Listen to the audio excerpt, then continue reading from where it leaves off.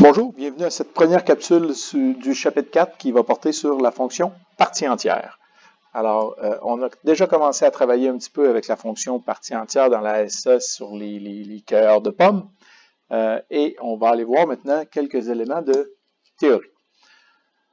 Donc, la fonction partie entière, description, la partie entière d'un nombre correspond au plus grand entier inférieur ou égal à ce nombre.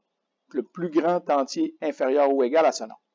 Et la partie entière d'un nombre est notée crochet. Ici, c'est le symbole pour la partie entière. Donc, on va écrire crochet de x. Quelques exemples simples, juste pour évaluer la fonction partie entière. Donc, ici, on a la partie entière de 25,1. Alors, je me ramène à la définition. Le plus grand entier inférieur ou égal à ce nombre. Donc, sur une droite numérique, si j'ai 25,1, alors je dois reculer parce que je veux quelque chose qui est inférieur ou égal à ce nombre.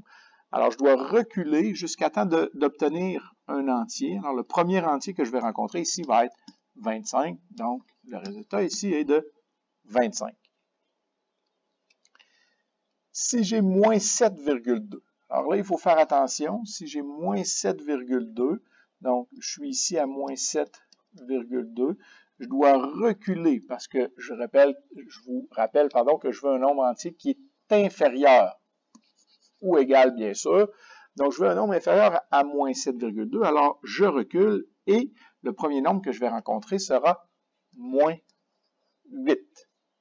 Si je suis à moins 4,1 et que je veux reculer ici au premier entier que je vais rencontrer moins 5.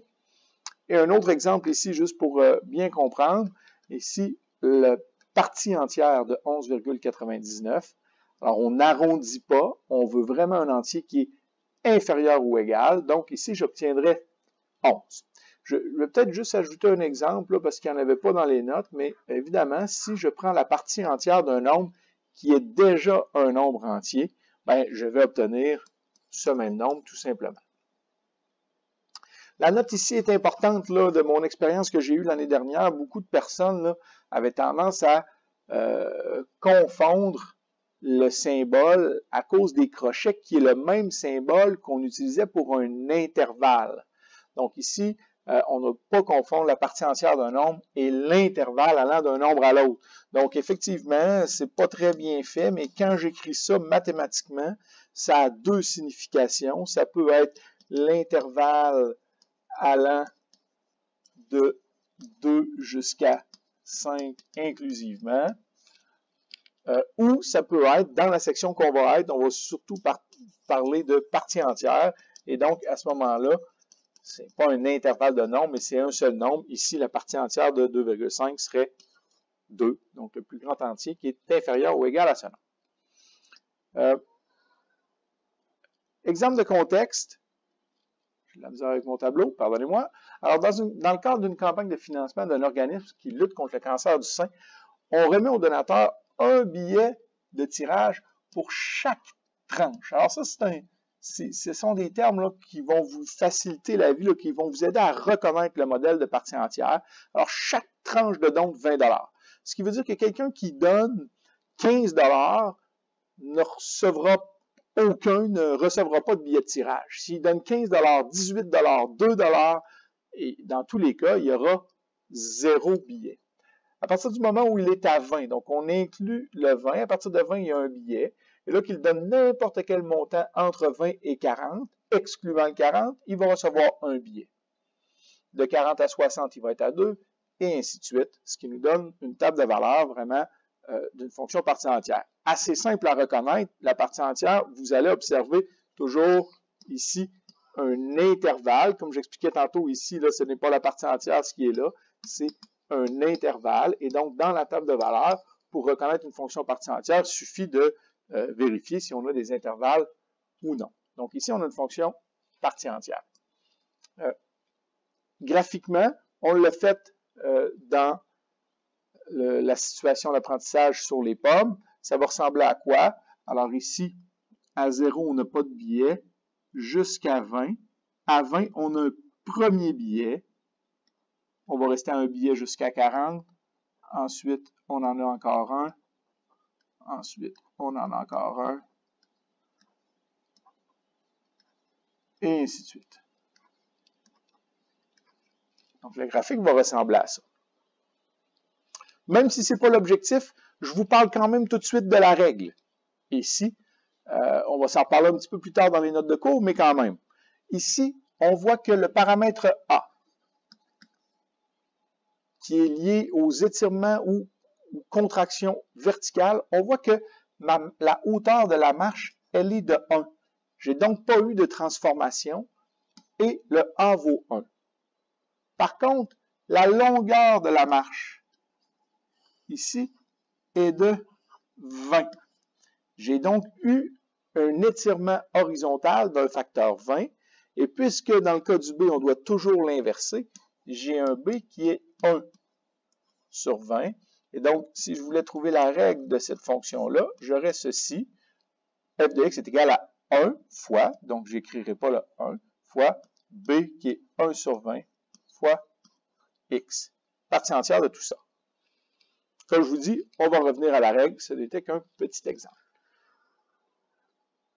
Les valeurs critiques. Alors, ce qu'on va appeler les valeurs critiques, ce sont les extrémités de chacun des paliers, de chacun des segments, qu'on va toujours représenter par un point plein ou vide, selon qu'ils appartiennent ou non à la fonction.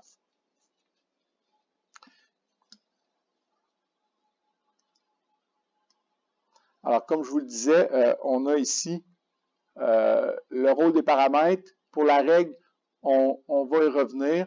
Ça, c'est un petit tableau que vous pouvez apprendre par cœur, que vous pouvez mettre dans vos notes de cours si vous voulez, ou dans les faits aide-mémoire que vous aurez besoin, auxquels vous aurez droit pour les examens.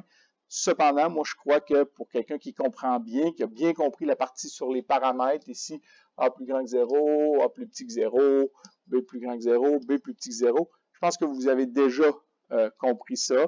Alors, vous voyez, quand on a un B négatif, qu'est-ce qui s'est passé lorsqu'on a un B négatif?